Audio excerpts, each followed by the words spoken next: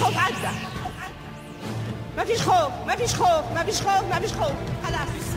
عشان تسمعني ونسمعك، وتقول اللي عندك ونقول اللي عندك. اسمعونا. عشان توصل رسالتك للي ما قدرش يسمعك واللي ما يبيش يسمعك. اسمعونا. عشان تقول بدون خوف ولا تردد لكل مسؤول، ونقولوا لهم من فضلكم اسمعونا. وعشان كل من ما قدرش يوصل صوته يقول ياهو اسمعونا.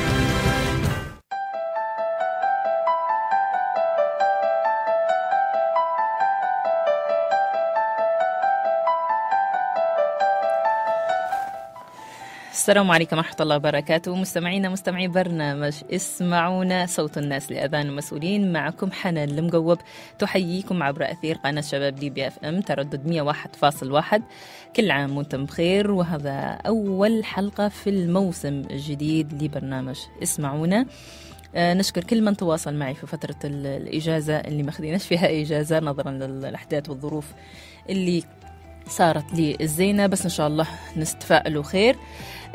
برنامج اسمعونا حيكون فيه فقرات جديدة وإن شاء الله في جوانب إيجابية حنركزوا عليها أكثر، عشان ما نقولوش إن الحياة سوداء وإن أو ممكن نعطوا تلميحات أو ممكن نعطوا معطيات إن الثورة فشلت، لا قدر الله.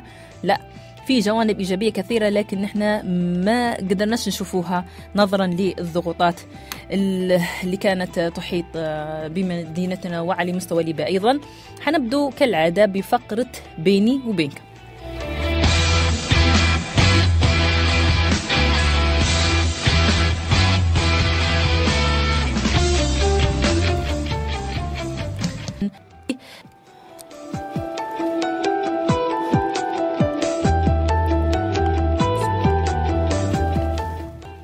السلام عليكم ورحمة الله وبركاته. مرحبا بكم مرة ثانية في برنامج اسمعونا صوت الناس لأذان مسؤولين. هذا البرنامج يأتيكم كل يوم سبت واثنين وأربعاء في 9:30 مساء، ويعاد في اليوم الثاني تالي في 1 بعد الظهر. حلقتنا اليوم عن حقوق الإنسان والانتهاكات التي بدأت تصدر من فترة طويلة من الكتائب الأمنية. اليوم ضيفنا العزيز عمر حوينش، ونقول له الحمد لله على السلامة، والمحامي صديقنا العزيز محامي الحقوقي عصام التجوري، وضيفنا الثالث إن شاء الله حيكون أيضا بإذن الله حينضم إلينا بعد قليل.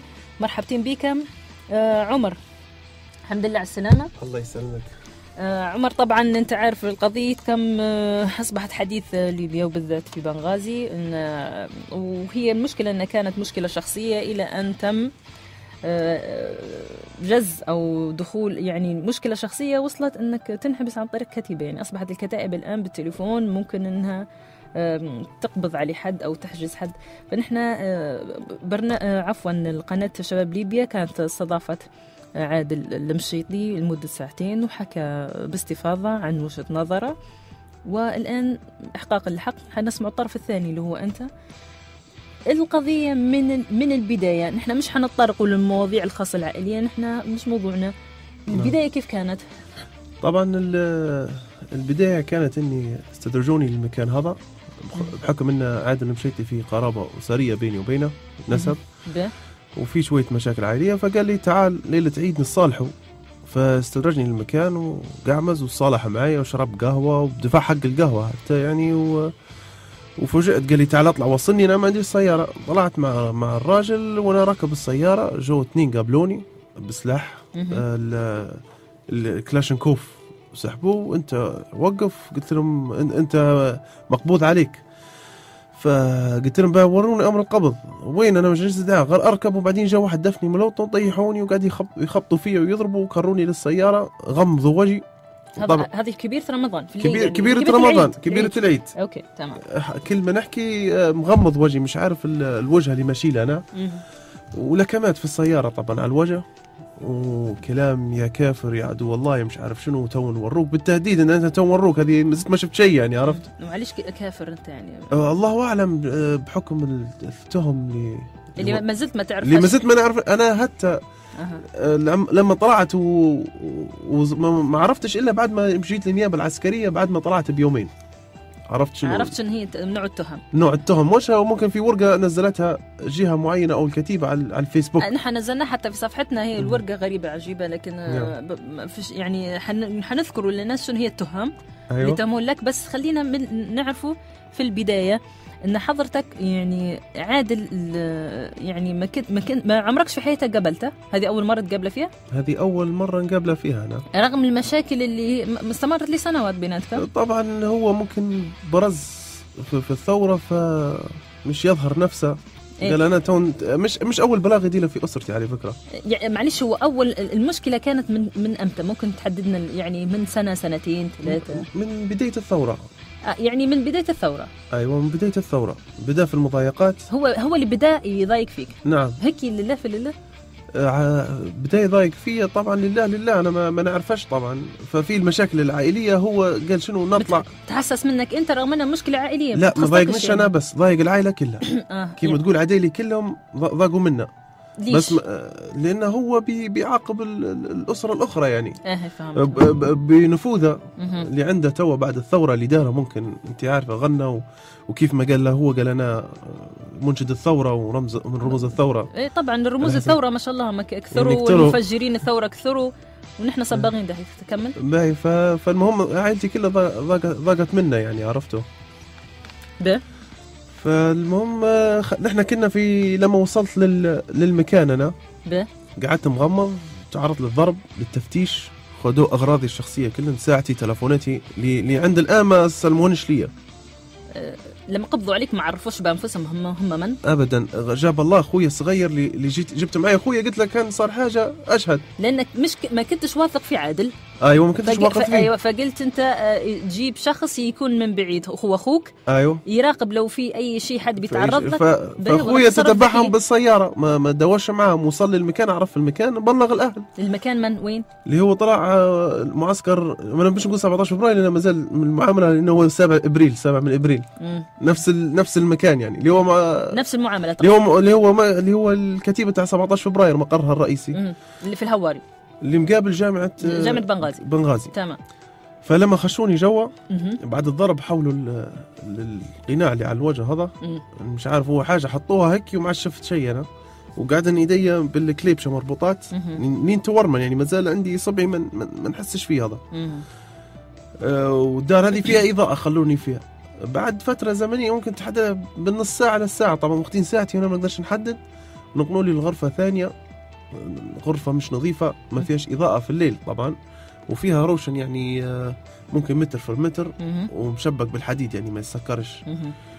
قعدت في الغرفة هذيك، طبعا ما عندكش إلا كلها زليز مليئة مبلولة الأرضية يعني، بالعامية مبلولة، وفيها رائحة كرمكم الله البول، والفراش مليان ببقع دم فيه. هذا الفراش ما فيش إلا هذه في الدار، الفراش هذا. فقعدت هذه الغرفة اللي قعدت فيها 4 أيام يعني، عرفت.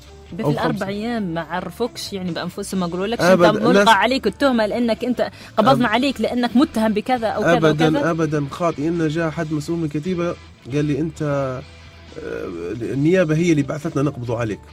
من المسؤول اللي في الكتيبة؟ سيد إسماعيل الصلابي. هذا جاء قال من النيابة العسكرية هي اللي كلفتنا. هي اللي كلفتنا. زارك امتى اسماعيل الصلابي؟ ثاني يوم العيد تقريبا، ما بين ثاني يوم وثالث يوم، طبعا ما تعرفش الوقت، بس عرفت انه قبل صلاة الفجر، لان سالتهم هل اذن الفجر. جاي يطمن عليك يعني. جاي بعد ضغط الاهل مشوا له وكذا، انت عارفه عاداتنا وتقاليدنا، والاهل كيف يدزوا وطمنونا. رغم ان قالوا ان في 3 ايام العيد هو ما كانش في بنغازي اساسا. لا كان موجود وشفته، وفي شهود يعني على هذا الكلام هذا يعني. تمام واصل الحمد لله. فالمهم الاكل طبعا اول يوم ما جابوليش اكل، طبعا انا ما اكلتش في الايام لانها تو تجيك في الكلام، فيجيبوا لك صينيه ممكن الجزير هذه المربعه، هذه اللي تستخدمها للاكل وتستخدمها للبراز، تستخدمها هذه الصينيه نفسها. نفس. وما فيش كشيك، ما فيش حاجه تاكل بها، وظلام. تسمع فيك كلام هذا استاذ عصام. كمل. وطبعا الحشرات، تقريص الحشرات هذا يعني عادي يعني. هذوما جيراننا كمان. ايوه هذوما اللي يسلوك ممكن في المكان هذا، عرفته. ونفس الوقت استخدموا بث الاشاعات اللي يجي على الباب، وهذا قضيته سياسيه، ما زلنا نسمع قضيه سياسيه يعني للاسف لعن توا، قضيته سياسيه، وهذا ملتهم بتفجيرات طرابلس، وهذا مش اللي يجي بيساعد يخاف يهرب. قعدوا نحن غير سالنا عليك شوي نشلينا لما سمعنا لبسوا يعني لي كل التهم غير منطقيه للاسف. ايه انت بس عارفه تودر الشمس يعني. الاشاعات هذينا كيف يعني في 48 الحركه الصهيونيه كيف قدرت تسيطر على فلسطين بالاشاعات، تحتل القريه الصغيره وتطلع اشاعات انه ذبحوا وقتلوا القريه الاخرى تهرب. هم نفس الشيء يعني، عرفتوا. به قعدت 4 أيام انت تعرضت للتعذيب او ضرب او كذا ولا في اول يوم يعني استقبلوك، قدروا لك حفل استقبال وحطوك أيوة في اول يوم في الليل وثاني يوم يعني اللي هو يوم العيد يعني عيدوا عليها فهذين انا يوم التعذيب. العيديه متاعتهم حفل استقبال. في ال4 أيام كيف تم نقلك الى النيابه العسكريه؟ طبعا بعد 4 أيام جوني بعد صلاة الظهر. طبعا التوقيت تعرف انت بالاذان والصلاه يعني، صليت الظهر وقعدت فتره ممكن. قال لي تعال اطلع. قلت له ناخذ حاجتي، قال لي امشي. مشيت، ركبوني في سيارات عسكريه وراسك لوطه ما تحطش راسك فوق، وطلعوا بي للنيابه العسكريه. ووصلت للنيابه العسكريه كانت معاملتهم راقيه جدا يعني. النيابه العسكريه كانت معاملتهم، حتى السجناء اللي جوا قدامي خش لهم تفاح غادي فوق كلها توكل ما تحصلش يعني. ومعامله راقيه جدا ومعامله ممتازه، وكفلوني الاهل لان ما زال ما كانش في وكيل نيابه يعني. توقيت القبض مش غريب يعني كيف اصدروا قرار في كبير يعني في نيابه تشتغل؟ معلش استاذ عصام تجريتك بس معنا يعني، هل في وكيل نيابه في كبيره العيد موجود يعني يصدر في قرارات قبض؟ أولا السلام عليكم ونحيي المستمعين الحاضرين. وكنا نتمنى أن نتكلم على بعد ثورة 17 فبراير على البشائر والأفراح لكن للأسف هناك يفسد علينا أفراحنا وثوراتنا وإنجازات الشباب وتضحيات والدماء التي ضحينا بها. طبعا السادة هو في جانب قانوني، طبعا هو يقصد أن هناك أمر صادر من النيابة العامة، قد يصدر هذا الأمر في عدة أوقات، ممكن يصدر حتى من شهر أو شهور عدة، لكن التنفيذ لكن توقيت التنفيذ ليس بالضرورة يكون نيابة في هذا التوقيت، لكن توقيت التنفيذ هو اللي عليه ملاحظة يعني. هذا التوضيح إذا كان وكيل نيابة موجود لا. ثانيا ما يعيق وكيل النيابة أن دائما في مثل هذه الحالات أيام العطلة للأسف نحن النيابة العامة يعني تكون خارج في إجازة وفق قانون الإجراءات الجنائية والعسكرية، وتحديدا أنا هنا طالب بالإجراءات الجنائية العادية لأن نحن قدام حالة مواطن مدني ليس بعسكري، فعندنا النيابة لا تعمل، لكن عند فوات الميعاد القانوني للتحقيق اللي هو 48 ساعة من الاستدلال من ساعة القبض عليه يبدأ احتساب 48 ساعة يجب أن يعرض على النيابة العامة. قد هناك بعض اللي كانت سابقا أنه كان النيابة العادية يكون موجود عندهم كيف يعني يقول عليها توكات أو الدوريات، فيا إما يتصدى للمحضر، وهو المفروض أنه يتصدى، لكن للأسف العرف كان أنه يمدد بس يعطي الشرعية ليوم ثاني إلى أن تنتقضي هذه العطلة هي عطلة العيد. بالسؤال الأول يا أستاذ عصام، عمر مواطن مدني طالبي كيف يتم القبض عليه يعني أو يصدر قرار القبض عليه من نيابة عسكرية؟ ما فيش قرار قبض، ما فيش قرار. يا هو سلام، المعلومات عندنا ما حصلتش. هو المعلومات اللي عندنا على القضية بكيف معناه خطف يعتبر؟ ما خرج علينا من معلومات، احنا ما زلنا ما شفناش الملفات هذه نوعية، لكن ممكن عمر طلع علينا انه كان المفروض يواجه بالأدلة. الحقيقة ان اي واحد لما تتهمه تواجه بالأدلة وتبين له حقوقه، هذا ما ننشده طبعا، حتى زمان ما كانش حد يبين في حقوقه حتى في النيابه العدليه.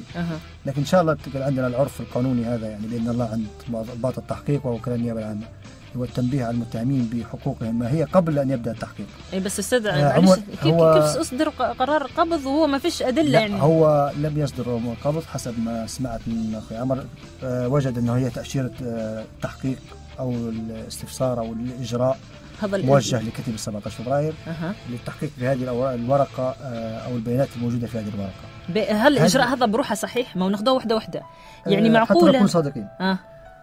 في الإجراء القانوني حتكلم، وأنا حتكلم بما هو يعني استغلال للوضع القانوني. في بعض القضايا إذا كان فيها جناية من درجة الخطورة تصنيفها فيتم القبض المباشر.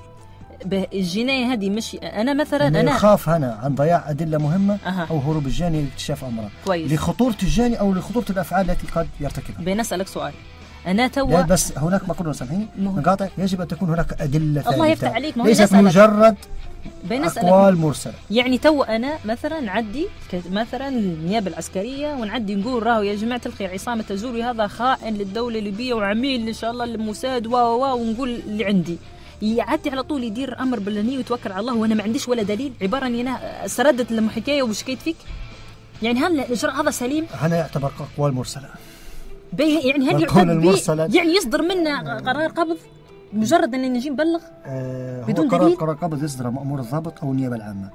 هو السؤال هل اصدر مأمور الضابط اصلا حتى هو نفسه، يعني هل اتخذ اجراء قانوني اصدر امر بالقبض؟ حتى الحدات هذه سؤال، يعني حتى في اجراء قانوني ان في الجنايات لم تطلب النيابه العامه، هي ادرى والورقه جايه من النيابه العامه ما قالت لهمش عدوا قبضوا. المفروض في تاثير قبض النيابه العامه اذا كانت هذه الجريمه خطيره جدا جدا. انتباهي معلش التهم اللي وجهت لك يا عمر انت انك يعني انك تخابر معك انت مع ازلام النظام. لا مش الازلام النظام، مع الاستخبارات الامريكيه. طبعا بس نوضح للمستمعين لانه هو عمر والدته امريكيه واخذ الجنسيه الامريكيه اصلا بالوراثه، لانك يعني بالوراثه يعني امنا عن جد يعني. اي بس انت مولود في بنغازي لا انا مولود في لندن، مولود في بريطانيا. وامتى جيت هنا لبنغازي؟ جيت في 93 او 94. قريت هنا الاعدادي؟ قريت الابتدائيه في مدرسه المجاهد ده اللي هنا، وقريت الاعداديه هنا حتى هي، وقريت مرحله جامعيه هنا، ودراسات عليا مشيت نحضر برا. ده تمام. التهمة انك انت مع المخابرات الامريكية يعني نعم. كل التهم هذين الكبيرة يعني انك مع المخابرات الامريكية بناء على شنو؟ على كلام عادل المشيطي فقط. بهي هم لماذا افرجوا عنك؟ هذه انا تو مانيش عارف. افرجوا عني قالوا بيحولوا على القضاء المدني، يعني هم قبضوا عليك وانت مش عارف ليش، وافرجوا عليك وافرجوا مش عارف ليش يعني عرفتوا يعني والمشكله لما تقعد في الحبس ومش عارف ليش محبوس، يعني هم مش هتوقفوني، هم ينفذوا فيه عقوبه. انا نعرف ان القاضي يؤمر بالسجن 3 أيام، انا سجنت 5 أيام، يعني من يوم الكبيره لعند اليوم اللي طلعت فيه. هم يبوك تعيد معهم. انت عصام عندك تعقيب عنه؟ هو لاحظوا ان التوقيت دائما كان في السابق توقيت سيء يستخدم للمحاباه في مراكز الشرطه سابقا. نأمل ان هذه العاده قد انتهت. لا لم تنتهي. انا لم اتابع هذا الامر على مستوى مديريات الامن او تصرفات مراكز الشرطه في الاونه الاخيره. بس هذا مش مركز شرطه، معليش هذه كتيبه. لاحظي بس قد يكون هو استخدام نفس الوسيله. كان زمان قد تكون لا يوجد جريمه اصلا، في جريمه للفساد داخل المؤسسه الامنيه سابقا، اللي بفضل الله في 17 فبراير الحمد لله يعني لاحظنا في تحسن على السابق. كان ياتوا بيك ما عندك جرم، نزاع مدني، انا نبي مديونيه من عمر، بيني وبينه وصل الامانه لا يسوى الا القيمه، يعني حقه ثابت مدنيا، يرفع قضيه مدنيه وينتظر ما شاء، يعني يدي يحجز عليه حوشي كذا، لكن الحبس مطلقا لا يجوز فيها. فيتم اتخاذ يوم الخميس يوم قبض وياتوا به لاستدعاء، فيحضر الرجل. لو استشارني انا كمحامي فنقول له عدي، ما عليك جريمه دين مدني عدي. فللاسف يمشي الراجل يوم الخميس، يوضع في السجن، يبدا جمعه. طبعا الناس قد يكون مصادف يوم عيد يوم السبت او ايام عيد يوم الاثنين، فانت تضطر مجبرا واهلك هيضطروا لدفع الغالي والنفيس حتى يفرحوا بعيدك معاهم، فيضطروا بالضغط وكذا. كانت وسيله دائما الاسلوب هذا ان الحصول على قبض على الناس وضعهم ايام العيد في جرائم بالتنكيل فقط، او لارضاء رغبات احد النافذين، او حتى ممكن واحد مصبع عليه قال اعطاك كلمه، يعني والله مره مدركك كيف نقولوا بالعاميه. للاسف كان اسلوب مستخدم، يعني هذا الاسلوب استخدم جديد يعني مع عمر حوينش. نساله هو تاريخ التاشيره، ما هذه تحكم تاريخ التاشيره امتى؟ تاشيره النيابه، تأشيرة النيابة تاريخ التأشيرة يا عمر. أنا ما شفتش الورقة، ممكن قاعدة في لا هي أنا ما فيهاش قبض. عفوا هي الورقة ما فيهاش أصلا حتى تاريخ، ما فيهاش تاريخ، ما فيهاش أي ختام. أنت شفت الورقة؟ معلش اطلعت عليها من طريق، طبعا أنا أستخدم الإنترنت، أعطيك موبايل على موقعها كم كانت واضحة بالنسبة لي على أي كمبيوتر وبخط اليد، مش عارف من لا تأشيرة وكيل النيابة يجب أن تكون بتاريخ. لا يوجد تاريخ. الورقة موجودة على في تأشيرة وكيل النيابة. لا يوجد. كانتش واضحه عندنا انه نستخدم في الموبايل. موقع عليه حد ممكن شخص اسمه سواني يحال للتحقيق الموضوع. هل يعني كان فيها تاريخ بس معلش الاشخاص اللي هم ساعدوا في الاصدار القابض هذا كانوا يعني مسجونين مع عادل مشيطي في بوسليم. نعم اتضح ذلك في نفس انت اكتشفت هذا بعدين يعني. نعم. يا سلام. خلينا بس نذكر مستمعينا بارقام الهواتف البرنامج وندخلوا في فاصل حتى نستقبل ضيفنا عبد الرحمن بليبلو آمر كتيبة فرسان ليبيا. خلينا نذكر بس مستمعين بارقام الهواتف 091 326 74 36 091 326 74 36 092 478 44 23 092 478 44 23. حلقتنا اليوم عن حقوق الإنسان والانتهاكات التي تقوم بها معظم الكتائب. فاصل ونعود.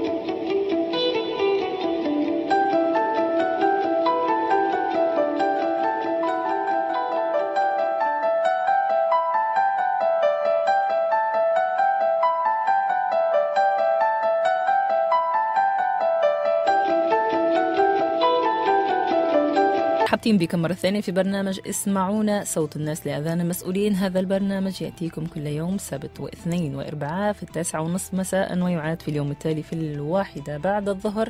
حلقتنا اليوم عن انتهاكات حقوق الإنسان وعن التجاوزات بعض الكتائب. وكان طبعا احنا ضيوفنا رحبنا بهم معمر روحوينش وكذلك المحامي الحقوقي عصام تجوري، وانضم إلينا الآن آمر كتيبة فرسان ليبيا عبد الرحمن بليبلو. مرحبتين بك. ياريتك بس تقرب من المايك أو تجيب المايك حداك. عندنا مداخلة، خلينا بس ناخذ مداخلة وعندي لك سؤال مهم جدا جدا عبد الرحمن بليبلو. مرحبتين دكتور فرج. ألو، ما تزعلش مني، هي المشكلة في الاتصالات في التكنولوجيا بتاعتكم يا أخي. جيبوا من ألمانيا، جيبوا من ألو. السلام عليكم. وعليكم السلام ورحمة الله. وأخيرا سادة حنان مرحبا بك. مرحبتين بك دكتور فرج سعد الفاخري. يعزك، تحية طيبة لكم وللراديو الشباب ليبيا FM، وتحية لك. كل احترام وكل تقدير لهذا الراديو الطيب اللي أتاح لي الفرصة لكي نعبر عن وجهة نظري وعن المضايقات التي تمت داخل مدينة بنغازي، مدينتنا جميعا، مدينة الأم التي حصلت الثورة المباركة. يا دكتور فرج تسلم. دكتور فرج، بس عشان نعطي فكرة لضيوفنا، لأن هي حلقة اليوم هي عن حقوق الإنسان. في فقرة سابقة اللي هي كانت فقرة بيني وبينكم كان المفروض أنك تدير فيها مداخلة وترد على موضوع أن كان عنده هو طبعا وكيل جمعية الوكالات الأوروبية، مزبوط يا أخ دكتور فرج؟ دكتور فرج معايا؟ حنان صوتك مش واضح موجود، لكن دكتور مثلا ايوه صوت شويه تكون مشكوره جدا. لا انا حنعطيك فرصه انك تسترسل في الحديث، بس نوضح لضيوفنا ان في فقره قبل فقره كانت عن موضوع ان الدكتور فرج طبعا هو جاي وعلى اساسنا في مؤتمر المفروض اقتصادي اليوم 1 المفروض يقام في طرابلس، فهو اقترح انه يكون في بنغازي، بيجيب 4000 شركه وكاله يعني اجنبيه من امريكا و3000 شركه من اوروبا. وكان يعني الشيء هذا حيفتح استثمار لرجال الاعمال الصغار في الصغار، يعني مش يعني الحيتان اللي عندنا، فيفتح مجال لهم يعني الاستثمار والشغل والى اخره. فاللي صار ان هنا لما جاء للغرفه التجاريه سكرت، ما كانش في استجابه، المجلس المحلي ما كانش فيه هذاك الضعف يعني، فراح موضوع المؤتمر، ما صارش عمليه التواصل. فدكتور فرج عندك ال5 دقائق تحكي فين عشان نواصلوا موضوعنا قبل نشرة الأخبار. تفضل. أستاذة حنان، والله الصوت ما كانش واضح، لكن حنوصل الفكرة للمشاهد الكريم. أولا جيت إلى ليبيا لكي تصدير جسر بين التجار الليبيين وبين الوكالات الأوروبية والأمريكية اللي يدخلن ليبيا السوق الليبي. فلقيت مساعدة وبشكل كبير من وزارة الاقتصاد والغرفة التجارية متاع طرابلس، كذلك الغرفة التجارية متاع بنغازي، لكن في ضعف في المنظومة. الحاجة الثانية اللي ما نعاني منها هي كثر مجالس اتحاد الأعمال الليبي، المجلس الليبي للصناعة والتجارة الموازية ونادي رجال الأعمال. فقعدت أنا في نخبط عندي، لأن حسب المنظور متاع وزارة الاقتصاد لابد أن تعامل مباشر مع الغرفة التجارية متاع بنغازي. باهي شو الوضع للغرفة التجارية متاع بنغازي دكتور فراج؟ ممتاز. فالحل اللي نبي ندير أنا حاولت نتصل بالمجلس المحلي بنغازي. جيت يوم الأحد صباحا وعطيتهم البزنس كارت نتاعي بحيث هم يتم الاتصال بي بصورة مباشرة ونوضح المشكلة اللي نعاني منها أنا. المؤتمر وقتها ضيق والشركات نعطيهم موافقة مسؤولية. فهذه المشكلة اللي عانيت منها صدق. فيه رد منهم ولا لا من المجلس المحلي؟ نعم. المهم المجلس المحلي رد عليك ولا لا؟ لا حياتي لمن تنادي ليش، لأنه يمكن في تقصير من موظفين أو موظف اللي استلم الكارت، لكن اللي صار في المكتب إنه هو اتصل بالرئيس المكلف. باهي قال له حنتصل بيه إن شاء الله، حنرجع. أنا رجعت من تركيا ومكان خارج ليبيا، لكن حنتصل بيه ظرف 10 ساعات. لم يتصل بك؟ في المكالمة مش حد اتصل بيه. الغرفة التجارية شن ردها عليك يعني هنا في بنغازي؟ الغرفة التجارية وضعها مازال ضعيف لحد الآن. قالوا نقدروا نساعدوا في حاجة واثنين، لكن إمكانياتهم المادية سيئة. واحد رجال الأعمال اللي المنطقة الشرقية وبنغازي متباعدين على الغرفة التجارية، كل واحد داير كيان خاص به. اتحاد الأعمال الليبي، المجلس الليبي للصناعة والتجارة الموازية ونادي رجال الأعمال. بس يا دكتور فراج، بس الموضوع هذا يعني يهم بنغازي كله، يعني حيستفيدوا ويفيدوا غيرهم ويفيدوا المدينة، شنو المشكلة يعني؟ صحيح، لكن نبغى احنا حل ملموس، نبغى احنا عامل وقت في يدنا. طيب المهم في أمل من إقامة المؤتمر الاقتصادي في بنغازي أم لا؟ هو والله اتحاد الأعمال الليبي هو قال لنا حنستلم الموضوع هذا، أعطاني وعود، ندي وعود ملموسة بحيث أننا ندير اتصالاتي بالشركات الخارجية فيبقوا الموافقة المبدئية. مثلا يقولوا احنا عندنا 50 شركة اللي بيدير المؤتمر في طرابلس حيدير المؤتمر في بنغازي. ممتاز. وإن شاء الله نحن نسعوا وبقى الله سبحانه وتعالى. ونعم بالله. دكتور فراج، حاجة ملموسة، حاجة يعني ملموسة رسمية من الغرفة التجارية ولا من المجلس المحلي ولا من رجال الأعمال؟ الله يفتح عليك. ايوه اي كان جهه، لكن حسب منظور بتاع وزاره الاقتصاد لابد انه يكون عبر الغرفه التجاريه بتاع بنغازي وطرابلس. دكتور فرج سعد الفاخري، أنا شكرا على المداخلة الطيبة، وأنا نتوقع زيارتك لنا في البرنامج اسمعونا بعد عودتك إن شاء الله من سفر للخارج. حنحكوا باستفاضة عن الاستثمار وإمكانية فتح باب مجال الاستثمار في بنغازي. شكرا على مداخلتك، وإن جت متأخر وقطعنا موضوعنا الأساسي. بارك الله فيك. حنعودوا لموضوعنا لأن عشان بنرحب بضيفنا آمر كتيبة فرسان ليبيا ونسأل سؤال مهم جدا.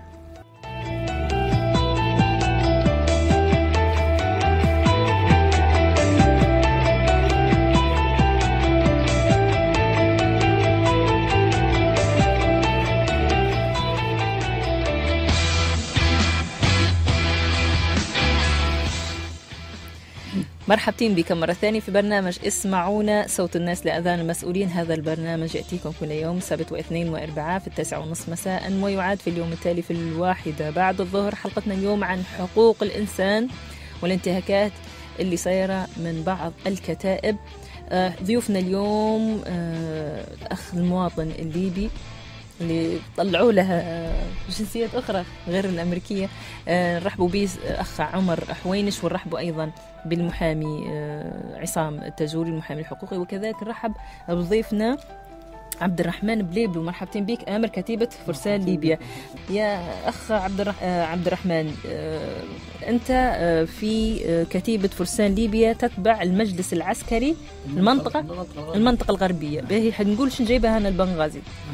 شنو جايب البنغازي؟ طبعا هو أرجو الخلفية يخفضها مهندس الصوت. في فترة أنا قعدت في المنطقة الغربية كتدريب، وفي شهر 7 دزنا وزير الدفاع جلال الدغيري في شهر 7 في شهر 7 قبل تحرير ليبيا. قمت بتدريب مجموعات غادي وبعدين رديت أخرى كقيادة ميدانية في جبهة. فدرت شباب غادي تعرفت عليهم وكونت كتيبة غادي واشتغلت فيها بنغازي. ممتاز. من كان القائد العقيد؟ من قلت لي بدري؟ رئيس المجلس العسكري. رئيس المجلس العقيد مختار فرنانة. العقيد مختار فرنانة. بس أنت في حد ذاتك أنت ضابط صف أساسا. ضابط يعني صف. أنت يعني في الجيش يعني. أنا الجيش ضابط صف. ومن بداية الثورة أنت منضم. من بداية الثورة عندي حتى مقطع في التلفزيون جاب شاكير بداية قبل النيتو شهر 2 في البريقة. أول مجموعة خشت البريقة وخشينا بن جوال. شهدر بيك شاكير. أيوة. باهي عبد الرحمن، أنت شن علاقتك بعمر حوينش؟ عمر حوينش أحد أعضاء الكتيبة أو عناصر الكتيبة. باهي عمر حوينش ليش سيب الكتائب المنطقة الشرقية وعدى المنطقة الغربية، المجلس العسكري في الغرب؟ ما عندنا فرع احنا. عندنا فرع. هو لما جاء ككتيبة، ما جاش كمنطقة غربية أو منطقة شرقية. كيف الانضمام كان أمتى في التوقيت؟ لأنه واحد من الاتهامات اللي اتهموا به عمر أنه هو طبعا ضد الثورة ويتخابر مع هانيبال وولاد معمر ولاد المقبور، وكذلك أنه مع الاستخبارات الFBI. فهو قال عمر أني أنا من بداية الثورة وأنا مع الثورة ومش منا، لا منا على الله ولا على الوطن. وكنا دارين حتى اعتصامات. انا نبي الموضوع هذا نسمع منك من بدايه في امريكا. نعم. وكنت مع الاعلاميه شهرزاد كابلان. نعم. ويعني ولك لقاءات حتى في الراديو وكذا غادي، وعرفت نعم. بليبيا وكذا. امتى لما وصلت ليبيا امتى انضميت؟ يعني كيف احكي لنا كيف انضميت للكتيبات؟ طبعا انا كنت تعاون مع الكتيبه من ناحيه الاغاثه والاعمال الاداريه. طبعا انا تخصصي اداره اعمال. كنت تشير في إغاثة، يعني الجانب الإنساني الإنساني وموضوع الجرحى، بحكم أن الكتيبة هي في الجبهة. فأنا في الأول ما كنتش منضم لها. أمتى الكلام هذا؟ هذه في بداية الأحداث يعني. تمام. جبت إغاثة من شهر 3 اشتغلنا. مش أنا اللي جبتها، يعني أنت معاهم جيب معاهم. أنا عبارة عن حلقة وصل، كيف نوصلوها كيف نجيبوها. تمام. بحكم عندي خلفية على الشحن وشركات الشحن والحاجات هذينا. تمام. فتعاملت مع الكتيبة هذه بحيث ينسقوا لي في جرحى. كنا نحاولوا نتكلموا في مستشفيات في روما، مستشفيات في أمريكا. وممكن جبنا 22 جريح في أمريكا في الفترة هذيك. فكنت في تواصل بهم. أول زيارة لي ليبيا أصلا كانت في شهر 12. درنا مهرجان بنغازي مع مؤسسة برنيتش الإعلامية اللي هي الدخل نتاع مشى لدار الأيتام في بنغازي. فهذا كان أول احتكاك معي في الكتيبة، فحطوني كعضو إداري معهم يعني. فدروا لك كارت أنك أنت معهم في الكتيبة. نعم. اللي هم بعدين خذوها منك واتهموك أنك مزورها. نعم. والمشكلة أن مش الكتيبة نفسها يعني اللي خدها البطاقة هو عادل المشيطي. البطاقة كيف وصلت للعادل المشيطي؟ اللي خدتها مني الكتيبة. هذا الغريب في الأمر يعني في اختراق. يعني عفوا هي الكتيبة خذت منك أوراق وعدت أعطت البطاقة هذه لعادل المشيطي. هو أنا ما نعرفش هل خد البطاقة، بس جاء الشخص من الكتيبة وقال له، جاب له صورة عمر حوينش على اللابتوب وقال له تعرف الشخص هذا وعمر حوينش. فطبعا بيعرف من ولا من في القائمة. طبعا هم حاطين الورفلي وانا ما عنديش مستند رسمي في كلمة ورفلي. عرفت في سبب معين بيحط ورفلي، هل هي فتنة أو شيء معين ما تعرفش. فكتب عمر الورفلي هذا كما يعرفني ممكن كعمر حوينش. فقال ما عرفتش، خلينا نرجع القوائم. ده طلع وقال اني انا مزور بطاقة كتيبة يعني. عرفت هذا واحد هو اتهمك انك انت مزور له بطاقة لجان ثوري، انه عضو في لجان ثورية. سمعت وقلت انا يعني كيف مزورها لا يعني. قول لي. انا ما شفت البطاقه اللي يحكي عليها المزور. اتهمك انك انت واخذ صوره من جواز سفر، مخترق الايميل نتاعه، واخذ جواز سفر وكذا، وانك انت حتودره ورا الشمس وتوصله للمعتقل جوانتانامو، واتهمت انه هو ارهابي وكلمت الFBI عليه. وفي نفس الوقت هو قال انا لا بلغت علي عمر ولا اعرفه ولا يعرفني وما فيش منه الكلام هذا، وبلغ لي خاطي التهم هذينا، حط لي تهم اخرى كيديه يعني كلام عاري من الصحه. لا انا تقابلت معه هنا في الراديو وسالته السؤال هذا يعني، فقلت له انت يعني انت اتهمته وهو اتهمته، بس يعني انت ما انحبستش ولا حد شورك، بس هو انحبس وانضربت وتعذبت. باهي معلش اي منكم اللي على حق واي منهم على باطل يعني في يعني حد وصل اذاه فعلا وواحد يقول في كلام، فما نسمعه كيف اللي يسمع توا في الموضوع كيف بيصدق يعني. كيف يعني شنو الدليل على أنك يا عمر أنك بريء من هذه التهم؟ تو الأخ عبد الرحمن بليبلو تفضل مشكورا وقال شهادة حق فيك وقال لنا معك وانت كنت في الإغاثة وكذا. انت اليوم جاي في برنامج اسمعونا بتقول الناس اسمعوني راهو أنا بريء فعلا. طبعا بالنسبة هو اتهمني أن أنا كنت ناشط ضد الثورة في أمريكا وفي شهادة السفير علي الأوجلي. باش نعرفها إذا كان أنت أول احتكاك كان هو المشكلة كانت من بداية الثورة صح؟ أنا أول مرة نشوفها في حياتي كشخص عادل مشيتني وقاعد معاه في المقهى. اللي قال لك خلينا نصافه ونبدو صفحة وحب على يدي وحب على راسي أيضا يعني ودفاع حق القهوة يعني. كان الكتيبة هذه مسكتني في شوكة الشارع ورقت والله ما يدير عادي. شنو وضعك القانوني مع الكتيبة بصراحة؟ والله أنا خديت إجراءاتي عليهم ورفع قضية بس. وللأسف أنا تو لما ممكن طلعت في التلفزيون الناس حقوني قاعد يوقفوا فيا في الشارع. حتى أنا نفس الكتيبة درت نفس الشيء نقول له إيش كيدير يقول لك والله فكني باش نجيب نروح المشاكل. يعني في سلبية يعني. ضروري يدوا الناس مش هذا مش حقهم يعني. أنت تسكت تجي غيرك لما الواحد يدوي خلاص يوقفوا. باهي يا عبد الرحمن معلش يعني أنت تو يعني مهمتك يعني الحفاظ على أمن الوطن والمواطن. هل أنت من صلاحياتك أنت كم يعني مجلس عسكري كم تقبضوا على مواطنين مدنيين؟ والله بالتعليمات. أنا طبعا فيه فترة من فترات كلموني في فترة من فترات كلموني قالوا في مجموعة مسلحة تخطبي قاعدة في منزل عمر رشوان. وطبعا هذا واحد من تخصصاتنا نحن. احنا خريج 96 عملية خاصة كتيبة محمد طرابلس. فلما اتجهنا ودرنا عملنا بالوجه المطلوب يعني بالكفاءة والتخصص. يعني ما اخذش 5 دقائق. هو صح السيد عمر رشوان طلع علينا بكلاشنكوف لكن تم الاستيلاء عليها وخذيناها بطريقة يعني على الوجه المطلوب يعني كتخصص في العمليات الخاصة والقبض. تمام. لكن تفاجأنا أن في عائلة جوا فتمت العملية أن كيف تخش تقبض وكيف. فأنا طلعت عن طريق أمر غرفة عملية بنغازي. وهذه الأشياء اللي تخلي فينا نحن ما نخدموش. والأخطاء اللي صايرت توا نحن على حقوق الإنسان إن الناس يخدموا بدون تحريات بدون تبين بدون إدراك. يعني هو الشارع الليبي الأغلبية ونقول مرات الأقلية والله أعلم إن في أماعين واجد. يقول لا تكن إمعين أساء الناس أسأت وإن أحسن الناس أحسنت. يطلعوا يقولوا فلان مش كويس يقولوا مش كويس بدون إدراك بدون تبين. فالتشخيص كيف تشخيص الدكتور هو التحريات. الدكتور لما يشخص مزبوط ينزل على مرض طول مريضي صح حس سمعة كويسة. لكن لما يجد التحريات غلط أو التشخيص غلط يقبض عليه بشكل غلط ويقدر الراجل هذا معلش أدلة كاملة ويقدر متهم وديرنا متهم وديروا له قبض ويقبضوا عليه تجد للكتيبة وتسيل الأمن الليبي بالكامل. فنحن الآن هم المشكلة وين إن الناس تخدم ما مش أهل تخصص ولا أهل ولا كفاءات ولا هم متخصصين في الشيء هذا. هذه مرحلة بناء يعني في المرحلة الإطاحة كانت إطاحة عشوائية. يعني أنا بنقعمز برقة قلمت معي قائد ميداني ويقد مدني بنقعمز معاه بنطلع أخطائنا 50% على الأقل مش وانا مشاركين فيه مقادم ميدانيين بقلة الخبرة. هم بارك الله فيهم نحسب الله عند الله إن شاء الله شهداء.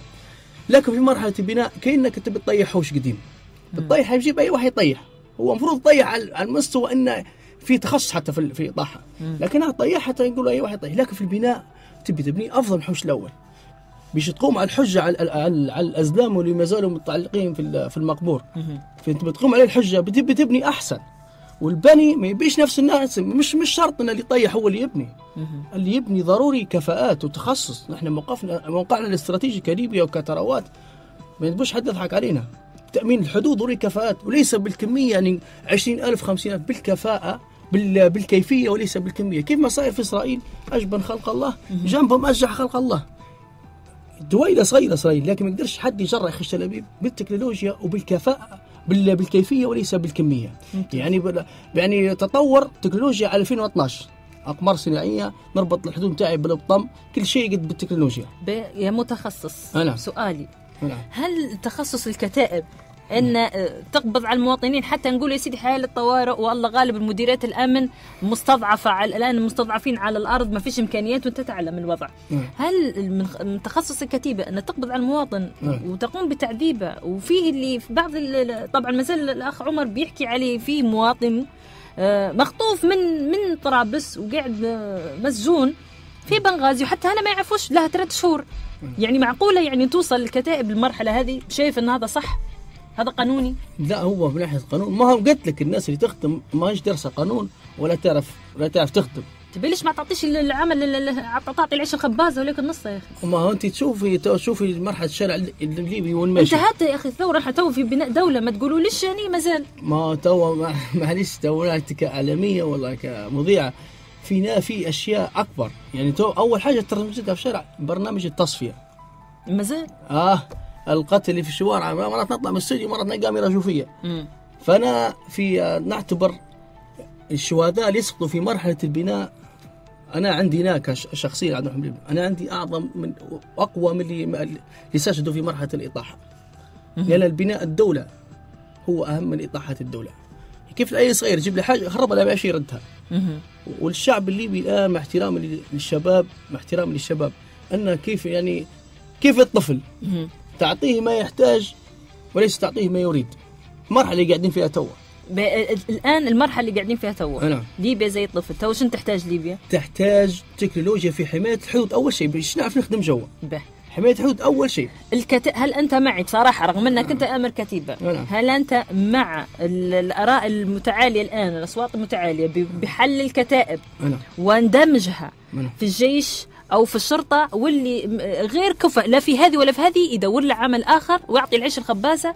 لان اصبحت الانتهاكات حتى لو هو بيدير خير قاعد يعني ينتهك في حقوق اخرين وهو يعتقد انه يحسن. نحن كجزء من العالم كموقعنا الاستراتيجي وبنصدر رقي في اوروبا وامريكا، ما فيش حاجه اسمها ميليشيات ولا كتائب. ضروري كيف ما يبوا الغرب وكيف ما تبي امريكا، نحن حنديروا جيش وحنديروا شرطه. هذا ضروري باش يجنك الشركات وتبدا في المعمار وتبدا في الإصلاح. معلش الكتائب لا تريد جيش يقوم، معلش هذا الواضح لي. يقول لا نحن لا ننضم حتى تتطهر. مش شايف ان كلام نفس اللي نحن مع ان فعلا الاجهزه الامنيه يجب تنظيفها، لكن مش نفس العباره يجب ان توجه ايضا للكتائب انها يجب ان تتطهر ايضا. تطهر، لكن ما فيش طبعا من صب كما تقول مسؤول كيف عبد الرحيم الكيب والله مصفى عبد الجليل فتره الانتقاليه صب وعطى نقطه بدايه للجيش. يعني لا معلش عبد الرحيم الكيب قال لك معلش في سلطه عليا الله غالب. هو قال في سلطه عليا. لا اسمع معلش، هي ضروري من اجنده خارجيه. هذه ما نحن كمسلمين وكعرب ضروري من اجنده خارجيه. نستر الله علينا. هي عبد الرحمن بليلو معنا زميلك الاخ عادل الحاسي، مرحبتين به. هذا كآمر كتيبة ليبيا أحرار ليبيا، مرحبتين بك. طبعا تاريخه معروف أخ عادل، هو أول من رفع اللافتة حرية كرامة عدالة اجتماعية في يوم 16 فبراير، يعني من قبل ما حتى. مرحبا أخ عادل، أرجو أنك تسمعنا من الهاتف مش من الراديو أخ عادل. أهلا وسهلا بك يا أخت حنان. ايوه الله يفتح عليك، اسمعنا من الهاتف. مرحبتين بك وكل عام وانت طيب. اهلا بك ضيفك الكريم ونحييك اكثر. صوتك يعني بعيد شويه، يا ريت يكون اكثر وضوح.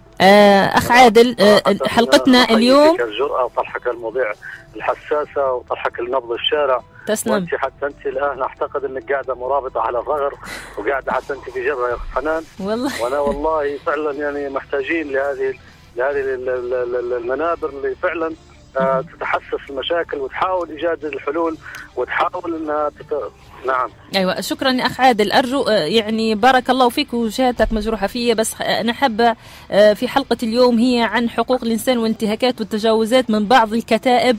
اليوم ضيفنا الأخ عمر حوينش، هذا آخر ضحية الآن اللي يعتبر خطف أو قبض بطريقة يعني سيئة وضرب في كبيرة العيد وفي ثاني يوم. حنان صوتك مرة قاعد مش واضح. إن شاء الله تسمع فيها كويس.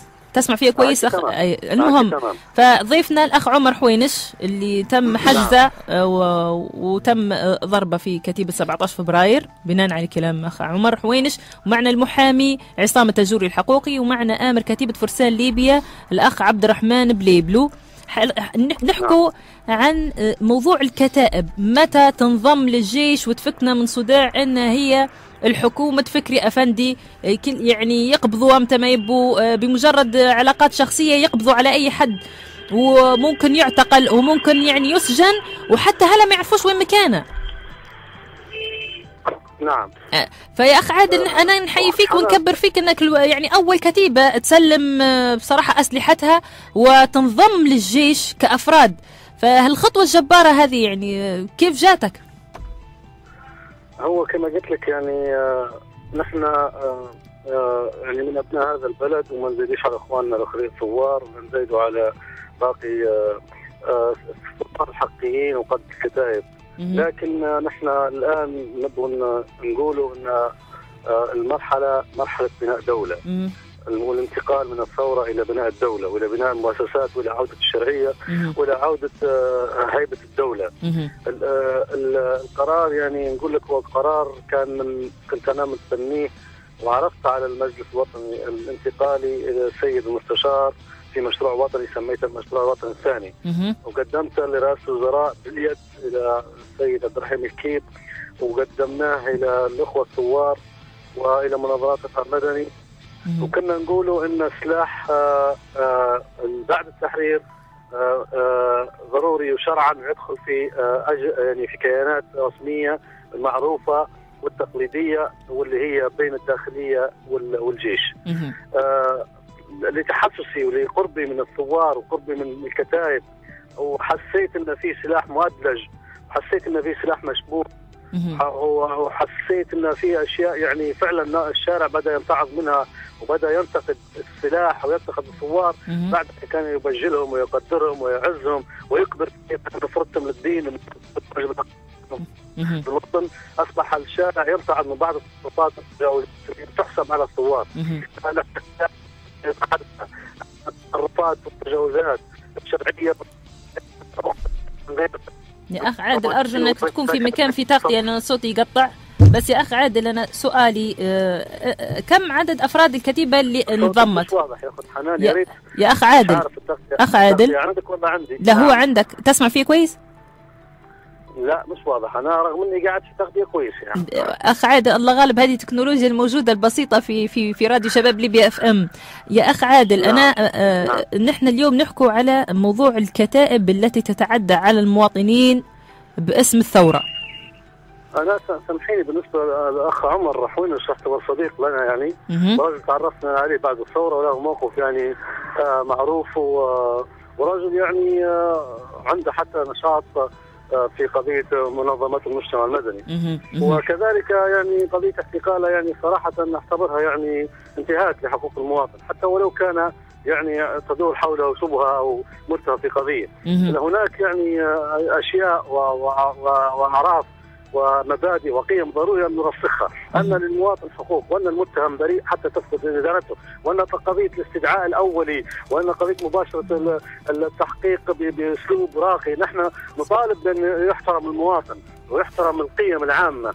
يعني الآن الكتيبة التي قامت باحتقال عمر هذه كتيبة يعني معروفة يعني قادتها معروفين، وتقوم باحتقال مواطن هكذا يعني مجرد يعني شبهه ولا كذا شيء من يعني حسب ما عرفت امتهان للشخص فيه نوع من العنف.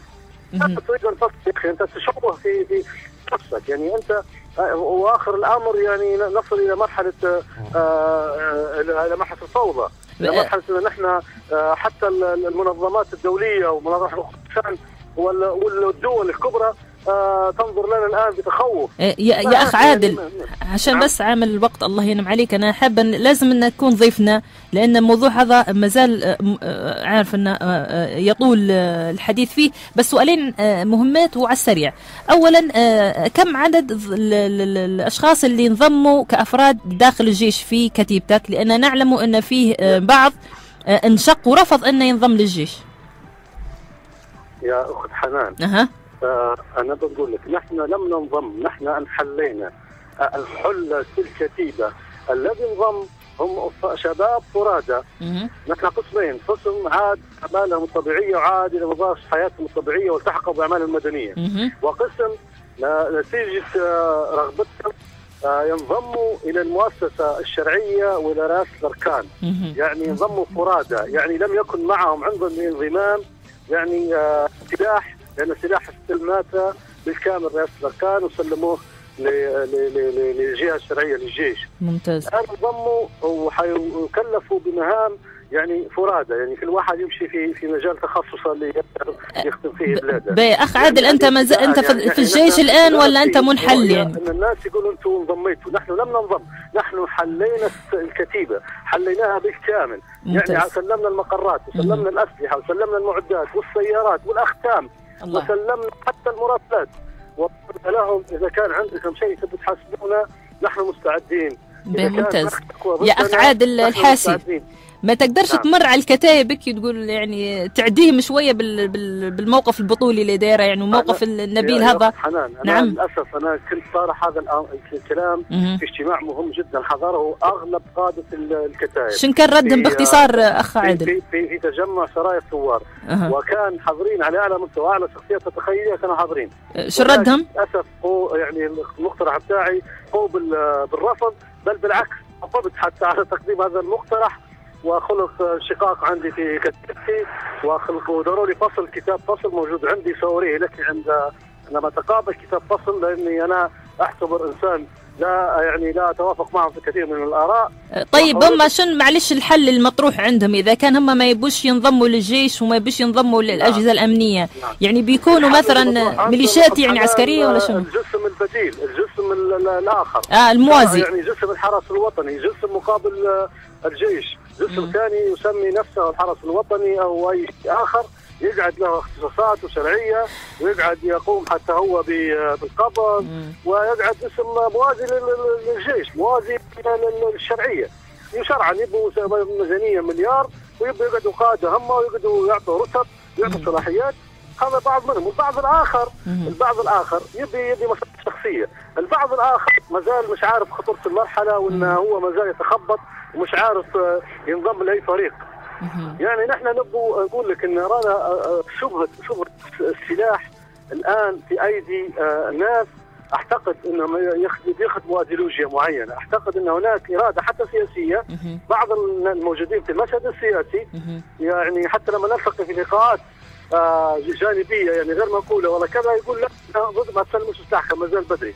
لكي ما تسلمش سلاحي يا اخي؟ اذا كان انت تبي خايف على الثوره وما زلت تقول ما تحققش اهداف الثوره، انضم للمؤسسات، انضم، انت كن لبنه في البناء هذا، كن لبنه، خش في الجيش وخش في الداخليه وخلي افكارك اللي انت، لكن يقعد ولاءك للمن، ولاءك لله اولا، ثم للوطن، ثم للدستور، ثم المؤسسات الشرعيه. ما قدش ولاءك القائد بتاعك ولا الفكر ولا الايديولوجيا ولا المكاسب الشخصيه ولا الاطماع. بعض الثوار كثير منهم اعرفهم والله نواهم طيبه وبسطاء وناس يعني فعلا عندهم وطنيه، لكن يستخدمهم اخرون مغرر بهم في تحقيق مآرب شخصيه اخ عادل الحاسي. والله الحديث معك لا يمل، وان شاء الله حنخصصوا حلقه عن امنيه عن هذا الموضوع، لان الموضوع هذا حنكون وراه لحد ما بصراحه ترد الامور لنصابها الطبيعي. شكرا مداخلتك الطيبه، لكن للاسف هو وقت البرنامج قارب على الانتهاء، وحابين نكملوا مع ضيوفنا ومع عمر حوينش ومع الاستاذ المحامي عصام تجور، وكذلك عبد الرحمن بليبلو آمر كتيبة فرسان ليبيا. في رسالة هنا سفارة ليبيا واشنطن اللي هي إلى من يهمه الأمر بتاريخ 22/8/2012 من السفارة. بعد تحية، أنا علي سليمان الأوجلي سفير ليبيا الحرة في واشنطن. تعرفت على السيد عمر حوينش الطالب الليبي الذي يدرس بالولايات المتحدة الأمريكية مع بداية ثورة 17 فبراير المجيدة، وكان أول لقاء به في بعثتنا في نيويورك عندما زارنا المستشار مصطفى عبد الجليل رئيس المجلس الوطني الانتقالي السابق والدكتور محمود جبريل رئيس المكتب التنفيذي السابق خلال زيارتهم إلى الولايات المتحدة في شهر سبتمبر 2011. حيث كان السيد عمر يقوم بنقل من خلال شبكات الإنترنت وقائع اللقاء الذي عقد مع الجالية في بعثة ليبيا لدى الأمم المتحدة الأمريكية. ومنذ ذلك التاريخ التقيت بالسيد عمر حوينش في لقاءات ومظاهرات التي كانت تنظمها الجالية الليبية في الولايات المتحدة لدعم الثورة، كما قام بنقل وقائع الاحتفال الذي أقامته سفارة ليبيا في واشنطن بتاريخ 18/11/2011 احتفالا بانتصار الثورة. السيد عمر حوينش قام بدور مشهود لدعم ونصرة ثورة 17 فبراير المجيدة من خلال دوره النشط واتصالاته الواسعة مع وسائل الإعلام وعدد من المسؤولين في الكونغرس الأمريكي. ووجدت السفارة ليبيا في واشنطن منه كل التعاون من خلال نقل وقائع عدد من اللقاءات والأنشطة التي تجريها السفارة، حيث كان السيد عمر يسافر خصيصا من أجل هذا العمل تطوعا منه في دعم الجهود من أجل نصرة ثورة 17 فبراير المجيدة، بالإضافة إلى الأنشطة قام بها خلال زياراته إلى ليبيا. أبلغني السيد عمر بأنه تلقى عرضا من أزلام النظام السابق لاغتيال بعض العناصر الوطنية التي انشقت عن النظام، ولكنه قام بإبلاغ السلطات الأمريكية المتخصصة بذلك. السيد عمر حوينش من الشباب الوطني الذي آمن بالثورة وعمل على إنجاحها بكل ما يستطيع. والسلام عليكم ورحمة الله وبركاته. علي سليمان الأوجلي سفير ليبيا لدى واشنطن. هذه تاريخ يعني 22/8 يعني بعد اعتقالك، يعني تابعوا موضوعك. نعم عمر، السؤال اللي طرح نفسه واللي نزل عندنا بتكرر كثيرا، اشمعنى انت يتصل بيك هانيبال ولد المقبور؟ اشمعنى من بين مثلا آلاف طلبة ليبيين حتى ما في أمريكا، اشمعنى انت من بينهم؟ طبعا الاتصال ما كانش من هانيبال شخصيا، يعني كان من طرابلس. تمام. وانا مش انا بس اللي اتصلوا بيا، اتصلوا بجميع الطلبه اللي هم قريبين من المناطق الحيويه هذينا. يعني مثلا انا كنت مقيم في نيويورك، والشلقم كان في نيويورك، وشلقم كان في نيويورك. تمام. وكنت طبعا الوقت هذاك اسسنا مؤسسه برنيتشي الاعلاميه ومجله برنيتشي. كيف تحصلوا على رقمك يعني؟ رقمي موجود في الفيسبوك وموجود في الانترنت وموجود يعني يعني سهل انه يلقوا الرقم يعني. وطبعا قبل ضروري اي حد في امريكا يسجل بياناتها كلها عند السفاره. قصدي اي حد من برا امريكا يقدر يدخل ويعرف معلومات عليك ويعرف انت ورقمك وبياناتك. نعم، حتى في صفحتي في الفيسبوك جميع بياناتي موجوده يعني. تمام. مش مخلي شيء. تاريخ الاتصال، متى اتصل بيك المكتب متاع هانيبال او كذا من في امريكا وقالوا لك اقتل لنا فلان ولا كذا ولا؟ في شهر 5. في شهر 5 في 2011. تمام. كيف كان الاتصال؟ طبعا هم طبعا مش انا بس يتصلوا بي، يعني يتصلوا بي ممكن يشهدوا الطلبه في امريكا، اتصلوا مجموعه كبيره من الطلبه ومجموعه من الجاليه، وعندي شهاده على الكلام هذا مسجله من السيد عبد الرحمن شلقم انه قال انه اتصلوا بعدد كبير من الجاليه. مش هالتختير، هذا التفجير. هم خلاص يعني كيف ما تقول الموقف وجعهم اللي صار في شهر 3 وموقف البعثة الليبية الأمم المتحدة، فكانوا يدوروا في أي حد ينتقموا ويشوفوا شنو اللي يصدفوا معاهم. لما يعني اتصلوا بيك شنو طلبوا منك بالضبط؟ قالوا إن اتصل بي حد يقول لي من طرابلس وقال إن نحن عندنا مجموعة 15 شخص، وال 15 شخص هذوما نبون بالمعنى اللي قاله لحظة توني ذكر لك اللي نبون نصفوهم، وهذوما خونة وهذوما مش عارف شنو. فغلقت تلفوني. ما قالش كلاب نضال حشاهم يعني؟ لا ما قالش كذا، قال خون. هذه العبارة الرسمية. قال خون هذوما خلوا البلاد. فقلت يعني كيف تبين نديرك؟ هذوما ناس يعني وطنيين ودافعوا علينا وانتم كنتوا بتخشوا وتقتلونا. المهم انتهى الحديث، سكرت التلفون وقعدت قريب نص ساعة، فاستشرت اللي معي في البيت يعني. وقلت لهم شنو الرأي؟ قالوا لي لا، قال لك بلغ. يعني كان عندي ابن خالد جوستي في البعثة اللي هو سكرتير عبد الرحمن شلقم، فبلغته، فبلغ عبد الرحمن شلقم، فبلغ هو قال لي اهتم بالموضوع، يعني ما حسش انه هو كلام فاضي. فبلغ السلطات الأمريكية، فقالوا هل من الممكن نسألوك في الموضوع؟ قلت لهم ممكن. يعني معلش يعني عبد الرحمن شلقم هو اللي بلغ السلطات، والسلطات اللي هي الFBI هي اللي كلمتك عشان ياخذوا منك ياخذوا مني الأقوال وياخذوا مني الرقم اللي يكلم ويتحروا على الموضوع. مش تعرف طريق الFBI بروحك يعني؟ لا مش أنا اللي نعرف، فهم اللي جوني طبعا يقولوا لي هيشوك اثنين، عشان نفسروا التهمة اللي توجهها لك عادل مشيطي بأن أنت لك علاقة بالاستخبارات وبالFBI يعني. أبدا. تفضل كمل. فالسيد عبد الرحمن شلقم وطلبوا هل ممكن تدوي أو لا، يعني مش غصبا عنك. فقلت هذا حاجة تخص الوطن، يعني حاجة وطنية ضروري نحكي عليها، يعني مش ياخذوا الإجراءات ويحموا الناس اللي في البعثة اللي بيه الأمم المتحدة، لأن موقفهم كان كويس من أول الثورة، يعني إحنا كنا غادي يعني ممكن مدوش في البداية يعني شهر 2 وشهر 3 بس، لكن كانوا متعاطفين معنا يعني. تمام. وكانوا فاتصلوا بي المكتب وخذوا بيانات الأرقام اللي اتصلوا بي والوقت وهذا هو المعاملة الوحيدة اللي كانت عندي معهم يعني، بس الأكثر يعني هم هذا اختصاصهم. عمر أنت أصلا غير أنك طالب، نعم. أنت رجل أعمال، شنو عملك؟ أنا طبعا نشتغل في مجال قطع الغيار. قطع الغيار. نعم. أنت الآن مقيم في بنغازي ولا تمشي وتجي؟ لا أنا مقيم في أمريكا، جيت هنا عشان نعيد مع أهلي وللأسف ما صارش من هيت بس الحمد لله يعني التمت العائلة وعيدنا يعني، عرفت ما خربش العيد يعني الحمد لله. كل حال باهي عمر، تهمك عادل أنك اخترقت إيميله وخديت منه معلومات وبيانات شخصية والى آخره، ومنها جواز سفر، وإن كان الجواز سفر هذا عند نسيبك أو عفوا حماك، واللي هو بلغ فيه، وحتى هو مسكين جروه للكتيبة، بس رجل كبير في السن. طبعا نعم بلغ يعني في نفس الكتيبة للعلم 17 فبراير جو بلغ فيه مش يقول. معلش نسألك سؤال نعم. صريح، نعم. هل اسماعيل صلابي فعلا عادل مشيطي ولا لا؟ أنا هذه ما عنديش علم، بس نعرف إن بينه وبين خوه في صلة نسب يعني، بس شنو هي بالضبط؟ هم كلهم نفس التيار، معلش أنا مش ما نتهمش يعني، بس نعرفوا إنهم كلهم هم من تيار الإخوان المسلمين. إسماعيل الصلابي جاني وقال كان مش داير شيء، تطلعوا وهناخذوا حقك، قال إسماعيل الصلابي. يعني اللي دار فيك هذه هنجيبوه ونديروا له نفس الشيء. خلاص يا سيدي، هل يقدروا يجيبوا عادل المشيطي ولا عشان هو من نفس التيار متاعهم فما يقدروا؟ الله اعلم، تو نشوفوا يعني. نحن قبل الكتيبة هو سافر لألمانيا الآن، أنت ما عندكش ما تدير. هو قال إنه سافر، بس في قانون يعني الحمد لله يعني. أنت رفع عليه قضية عادل؟ نعم رفعت. نعم.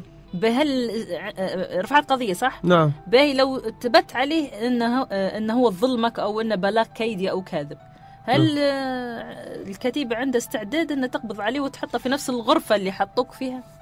والله أنا ما نتمناش إنهم يعذبوه تعذيبة زي هيك يعني، في قانون المفروض ياخذ مجرى يعني، عقبوه بالقانون يعني. الشيء اللي صار لي أنا مش قانوني يعني، أنا نفذوا فيها عقوبة من غير ما تنطق المحكمة يعني، سجنت يعني، ما وقفتش يعني. أنت مثلا الموضوع مفتوح معك التحقيق؟ لا انتهى يعني، خذوا أقوالي في الموضوع. خذوا أقوالك. النيابة شن ردت عليك؟ معليش يعني شن قالوا لك؟ إننا مش من اختصاصنا ونحاولوا على القضاء المدني. هل عندهم شيء مثلا؟ لا ما عندهمش أي دليل. ما فيش ولا دليل. ما فيش أي تهمة، ما وجهوليش أي تهمة. سيارتك الموجودة تو في كتيبة 17 فبراير، نعم. أمتى يردوها لك؟ الله قالوا تعال ولا غنيمة حرب يعني؟ قالوا تعال خذوها، جينا بناخذوها، قالوا لا ضروري جيبوا ورقة من النيابة، لأن 3 ولا 4 أيام نجروا عليه ورقة من النيابة. الشخص المسؤول في النيابة عنده حالة وفاة وما جاش ل 4 أيام. لا قدر الله لو توفى هو نفسه يعني، بعيد السوي يعني، شنو الحل البديل يعني؟ ما فيش لو وكيل النيابة واحد يعني؟ يستر الله، ربي يطول في عمره. معلش السؤال، هل القانون محامي ما فيش لو وكيل النيابة واحد؟ لا اللجنة الملف في حوزة وكيل نيابة يعني، دائما وكيل النيابة اللي يبتدأ التحقيق هو اللي ينجز التحقيق، إلا إذا كان طرأت أسباب منعتها من مباشرة التحقيق أو في محاباة وغيرها، فيقدم طلب إلى وكيل النيابة ويسحب الملف وينظر فيه يعني، باعتبار أن السيد عمر مفرج عنا الآن، فالملف موجود في مكتب وكيل النيابة وما يقدرش حد يوصل فيه للظروف الإنسانية والحالة الوفاة حسب ما. بنسألك سؤال، تو متعلقات الشخصية، ساعته وتليفوناته، جوازات سفري، جوازات سفرة، هل من حقهم يحتفظوا بها بما أن ما عندهمش أصلا قضية، ما عندهمش دليل يعني، بيحولوها المدني ما عندهمش، والسيارة هو مسك الأوراق الثبوتية أمر غير جائز أصلا قانونا. أنت إذا كانت تخاف منه السفر، فلأجل هذا قلنا نريد دولة حتى يكون لدينا منظومة ولدينا الجوازات حدود في النيابة العسكرية ولا في كتيبة 17 فبراير؟ معلش حدد. الجوازات لدى النيابة العسكرية الليبي والأمريكي، مش عارف ايش طلبوه، جيب جوازك الأمريكي خدوها توا سحبوه. والسيارة وممتلكاتي الخاصة قعدت عن كتيبة 17 فبراير وما سلمونش لنا عند الوقت هذا. حيعبوا لك بنزينة فيها ويجيبوا لك يعني. إن شاء الله. تفائل خير. إن شاء الله. باهي أخ عصام، هو الآن بيحولوها للمدني لأن ما عندهم شيء يعني قالوا لك. لا هو لأنه مدني. هو قال لنا مدني. ما تعترفش النيابة العسكرية بخطأ متاعها هذا يعني؟ بما أن ما فيش. أنا تو هذا السؤال يطرح نفسه، إذا كان هو أول ما قدم لك الملف كان هو أصلا يتكلم مواطن مدني قدم بلاغ سياسي في تهم سياسية أو بالتآمر على الدولة الليبية، بالتعامل مع التخابر مع دولة أجنبية، من الأول كان الشكوى بطبعها مدني. تصدي النيابة العامة حتى بالتأشيرة التحقيق فيها كان أمر مستغرب، يعني هو أصلا هو أنت الآن تقرر، وأنا متأكد أنها كان البيانات واضحة حسب الشكوى اللي طلعنا عليها تو. المؤشر عليها اكتشفنا أن فيها تاريخ يوم 18/8. يعني أنت تعلم جيدا أن هي حتى النيابة العامة تملك تناقش قضايا من الدولة ويحكمها قانون العقوبات العام الخاص، فيه جرائم الماسة بأمن الدولة ومعاقبة مدني فيها، فكان يحولها طول للنيابة العامة أو يدل الشخص اللي جاب لهم الشكوى هذه أنه يتجه للنيابة العامة. يعني التصدي لها يعني ما كانش لا أي داعي، بل بالعكس يعني أدخل النيابة العامة في قيل وقال وشبهات، يعني ما كان هم في غنى عنها، مع أنهم يعني كانهم وقفوا واستجابوا للطابع المدني والضغط الشارع، الاعتصام اللي كان موجود لأجل رفع الظلم على المواطن عمر. بين نحكوا بصراحة الأخ عمر ممكن كان محظوظ، يعني حنقوله جاتها في الريش 4 أيام والحمد لله أن أخوه مشى وراء أخوها عمر ويعني عرف المكان. هناك الكثيرين المخطوفين وموجودين في كتائب وهلا ما يعرفوش أنهم موجودين هنا. طبعا أنا معلش يا عمر، أنت قلت أن القضية هذه إنسانية جدا ومهمة، يريد توضحها للناس. ممكن اللي في كتيبة شنو سير في موضوع؟ أنا طبعا في الكتيبة في أشخاص ثانيين يعني ممكن إحنا دوينا مع الرواشن، يعني روشن وساسم قبله. فواحد قال لي من هذا من شهر 5 وهلي مش عارفيني وين، الآخر قال لي 95 يوم، وبعدين في شيء آخر يديروا فيه. واحد قال حتى يحكي قال أنا عندي أدوية انت ضغط ما ضغط طلبتهم باش يجيبون لي. واحد أنا قاعد وراء الباب نسمع فيهم طالعين الحمام، قال له شنو اللي في صبعك يعني؟ قال له تولا لو تني شكله واكله صبع يعني، عرفته. وطبعا شيء آخر يديروا فيه خطير جدا، هذا يسكروا عليك ويمشي يروحوا، يعني بيبان حديد مسكر على باب حديد رئيسي، يعني لا قدر الله صارت لك جلطة، ضيق تنفس، واحد عنده أزمة ما حد يندري عليه. ومع هذا كله بس نقول لك إن في أشخاص كويسين في الكتيبة، يعني كانت معاملتهم راقية جدا معي، يعني هم اللي جابوا لي مصحف وديسة وكانت معاملتهم كويسة. حتى أنا ما بيتش ناكل لو كان من المعاملة اللي قروها لي. واحد جاب سنين قال لي بس خليها هناك ممكن الجوع ممكن تقدر تأكلها، وكانت معاملتهم كويسة. يعني مش كلهم ناس مش كويسين، في ناس وطنيين يعني. هذه ممكن هذه الطريقة الوحيدة اللي لاقينها انهم هم يحموا البلاد او انهم هم بيديروا شغلهم، يعني عرفتوا، يعني مش الأغلبية. يعني من الشخص اللي عرفت الشخص هذا اللي هو يعني سبك بشكل نير رغم انه كان ملتزم؟ شو الموضوع هذا؟ والله انا عارف شكله بالوجه، يعني ما عرفتش اسمه. حترفع عليه قضية حتى ولا عرفت اسمه بس لكن بنربطه بالشكل مش نتأكد قبل. يعني ما نبيش نظلم، يعني حتعرف عليه قبل. هنتعرف عليه قبل. هذا أساء لي وعايرني انك انت ورفلي. وللعلم انا مش عارف ليش كتبوا كلمة ورفلي وانا ما عنديش مستند رسمي في كلمة ورفلي. في شيء هنا يعني ما فيش مشكلة، بالعكس يفتخر بها الشخص هذا، يعني انه هو من قبيلة معينة يعني. بس المشكلة إن ليش حطوها هذه؟ بين الأشخاص المخطوفين هذوما اللي حتى هلم ما يعرفوش. نعم. شنو الوضع القانوني؟ يعني شنو مثلا يعني المفروض شنو يديروا يعني كتيبة يعني حاطة ناس هلم ما يعرفوش، يعني قانونا يجوز؟ طبعا نحيي أخوي عمر، لأن بدري وقبل ما نبدأ في اللقاء تجاذبنا الحديث في هذا الحوار على هذه المسائل. اليوم تحديدا، وممكن ما قلتاش العمر على هذه الواقعة، نقولها تو على الهواء مباشرة.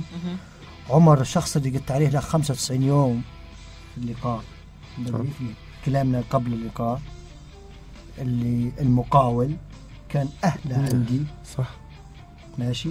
انا باش نذكر اسمه خايف انهم يضروه ولا حاجه لا يعني. لا لاني اللي يذكر عرف انا ذكرت لك اسمه وطلع نفس الشخص. عرف شهدرنا فيه في بنغازي توكل ما اعتقدش يعني. عرف مكانه وهو الان يعني يعلمون جيدا انه عرف مكانه بشهادتك، وانا حي فيك رجولتك وانك انت ما شفتش. حط ميزان حسناتك ميزان حسناتك، انت امنت حياته، افرحت اهله. حقيقه كنا نعجز الان، كنا متاكدين انه موجود بس مش عارفين وين. والشخص اللي جاب المعلومه شخص كيف ما قلت انت كان من النبيين وفيهم ناس وطنيين داخل الكتيبه، هو اللي اخبر اهله وحاول يوصل لهم يطمئنهم، ولكن ما يقدرش، خايف يتكلم. فانت يا عمر ميزان حسناتك بجد، انا نقول هذا مش قدام الناس يعني. فاثبتت وجوده، انت ضمنت حياته وانت شاهد عيان على هذا الامر. معلش يعني حنحاولوا. في ناس محبوسين في الكتيبه وعندهم افراج من النيابه العسكريه اللي هي بالعكس انتم اثبتت شيء يا استاذ. هو هناك مطلعينهم ليش؟ يعني عمر وكأن اللعنه التي حلت ليست بهذه الكتيبه فحسب، بكتائب ثانيه. كانوا الكثيرين يعلمون بهناك انتهاكات ولا ما يتكلمش الشخص. عمر أخرج من الصمت وأثبت هذه الوقائع بنصر مذكور له توفق في سنة. نعم، ناهيك عن ناصر نحن نعرف أنه موجود وعنده إفراج ويرفض التنفيذ في وقت شخص يقول يعني أنا في الشرعية. الكتيبة يعني كلمتها أقوى من كلمة القانون والنيابة العامة. يعني أنا مستغرب النيابة العسكرية ووجه للوطنيين اللي فيها عندما هم يطلبون من النيابة العسكرية أن تؤدى بها عمل وقام بتأديته وتتعامل مع الكتيبة في الضبط والربط والقبض والتحقيق في هذه القضايا. عندما تأمر الكتيبة بأن تنجز عمل، تجد أن الكتيبة ترفض، أحد هذه الكتائب ترفض تنفيذ النيابة العسكرية. بالباب أولى أنا أسأل الشرعية والمشروعية كلمة كبيرة أن ترددها يعني على هواء. الآن لاحظنا بأن عدم اعتراف جهة بتعليمات الجهة الأعلى منها اللي هي سلطة التحقيق اللي هي النيابة العامة أو النيابة العسكرية. بنصر السؤال يعني هم يسارعوا في تنفيذ قرار بالقبض ويمتنعوا من تنفيذ قرار إفراج. ليش؟ أنا نحب نختم معك لأنه للأسف وقت البرنامج انتهى يا أخ بليبلو عبد الرحمن. هذه عدم التخصص والكفاءات. العلم في التحريات كيف قلنا في التشخيص في الطب. التشخيص في الطب يعني أنا مثلا يدي اليمين الدكتور قرر لي عليها إن هي بتر، فالتشخيص جاء غلط بترولي اللي صار، فبيضطر بعدين بيحول اليمين. كيف التحريات نقبض عليه واحد ما في شيء وندير رأي عام ويطلع ما في شيء. لا درت أمن للدولة، لا قبضت عليه خلية ولا كسب السمعة. بالي قبضت عليهم يا أخي، بيقدم المحاكمة يا أخي، لهم مخطئين ينحبسوا على الفترة، لكن هيك اللي تخليهم هيك على باطل فهو باطل. البداية أساس التحريات والقبض غلط. فلما يجد في تحريات مزبوط ونتابع حتى 6 شهور انت حتى تحت سكر المطار وسكر عين بيطلع المسكة في المطار والحدود نربطها. هيك الأمل. لكن ما فيش أهل تخصص ولا كفاءة في التخصص. بنت تو آمر كتيبة نعم ومنضم للجيش. تمام. شنو الرسالة بكلمة مبسطة عشان نختم مع عمر اللي هو صاحب القضية هذه؟ شنو الرسالة للكتائب اللي رغم انها تقول انها تخشى الله وتطبق في شرع الله ومعترضة انها تمشي للجيش لان في قوانين ضد شرع الله وهي بصراحة تخالف في شرع الله في كثير من الامور؟ والله يا اللهم صل وسلم وبارك على محمد. اللهم صل وسلم عليك حبيبي الله. أنا نرجو من أهل الشباب تاع الكتائب تاع جماعة الكتائب إن يسيبوا كما يقولوا ريف الخبازة ويتحدوا. ليبيا ما شاء الله موقعها جغرافي وثروات يعني اللي عندهم بيقدروا حماية النيتو. لما يجوعوا توا الدول المحيطة بنا تجوع تشات وتخش تاخذ أرضنا وياخذوا حقنا وياخذوا فلوسنا. فلذلك ضروري توحدوا في الوقت المناسب. وتو هذا الوقت والوقت مش في صالحنا، ويديروا نقطة بداية وما فيش باس ياخذوا الثوار الناس الحكماء والناس الأكفاء ياخذوا منه ويعطوهم دورات في الجيش الوطني كضباط ولا ضباط صف والتحقوا. فيش مشكله، ومش كلها ضباط صفراء، ونحن مش كلها ضباط صفراء. في تخصصات في تخصصات اخرى يعني مفتوحه، يعني ما تقعد مفتوحه ان شاء الله. شكرا يا عبد الرحمن، والله بجد انت نورتنا في الاستوديو، ونتمنى انه يكونوا الشباب الطيب كيف عبد الرحمن بليبل وكيف الاخ عادل الحاسي وكيف شباب انصار شيرعان والمفجر. لهم تحيه مره اخرى. كلمه منك يا عمر حوينش، انت عارف انك حتستمر في القضيه. اكيد هذا نستمر فيها. كلمه توجه لعادل المشيطي بالنسبه لعادل المشيطي، وكلمه لكتيبه 17 فبراير، وكلمه للناس. بالنسبه لعادل المشيطي وكتيبه 17 فبراير، بيني وبينهم القضاء والقانون العادل. مش خايف ان يقبضوا عليك مره اخرى بتهمه واحده؟ والله طبعا الخوف من الله سبحانه وتعالى، نعم بالله. وخليهم، انا عارف ان الحمد لله يعني انا بنشكر الناس اللي برا، يعني طبعا الاهل والاصدقاء وناس ما نعرفهمش بكي لقيتهم برا ويرحبوا بيها. فما دام في الناس هذوما موجودين وفي ناس عندهم وطنيه اللي جو هذوما، يعني ما فيش حد ان شاء الله يظلم بعد اليوم. بعد الكلام اللي قلته كله على كتيبه 17 فبراير، هل انت متامل او يعني متامل خير انه ممكن يرجعوا لك متعلقاتك الشخصيه، يعني السياره والتليفونات والساعه ان شاء الله ولا في ميزان حسناتك حتى نصدق على عظمتك؟ ان شاء الله خير. ان شاء الله خير. كلمه العادل. حسبي الله ونعم الوكيل. نعم بالله. عصام كلمة أخيرا بنختمه. طبعا نحن نتمنى من طبعا حالة عمر والمشكلة متاعها، أمل من الجميع أننا نتحدث على قصة في دولة ثانية. أخوانا مستمعين وأخواتي مستمعات، هناك حالات أكبر وأبشع من ذلك، نخشى حتى الحديث عنها. في اللي كسرت ضلوعهم نخشى حتى الحديث عنها خوفا على حياتهم حقيقة. وصلت الرسالة، وصلت. شكرا أخ عصام تجوري، وشكرا لكل ضيوفنا، وشكرا لمعتصم اليوم أول يوم معد معنا. معتصم ربي يوفقك إن شاء الله في برنامج اسمعونا. ومنفذ حلقة اليوم محمد العشيبي اللي بيروح يرقد وأنا طلعت عينه. طبعا حلقتنا إعادتها إن شاء الله غدا في 1 بعد الظهر يوم السبت، حلقتنا مع وزير التعليم الأستاذ سليمان الساحلي عن موضوع العقود. فيا ريت كم يا موظفين يا المعلمين اللي بيتوظفوا، اللي حالوا مع القوى العاملة، أيضا حتى الطلبة، أي حد بيوجه أي سؤال، أما يدز على صفحتنا اسمعونا برنامج إذاعي على الفيسبوك، أو على رقم الخاص 092 582 8202 582 8202. ونتلاقوا على خير إن شاء الله يوم السبت. وأنا نشكر ضيوفنا. وموضوع حقوق الإنسان مستمرين فيها إن شاء الله بعد عودتي بإذن الله من العلاج من تونس. ففي نهاية الحلقة يا الزينة، أحبك واجد عمر ما لحد. كانت معكم حنان المقوب، تصبحوا على كل الخير اللي في الدنيا.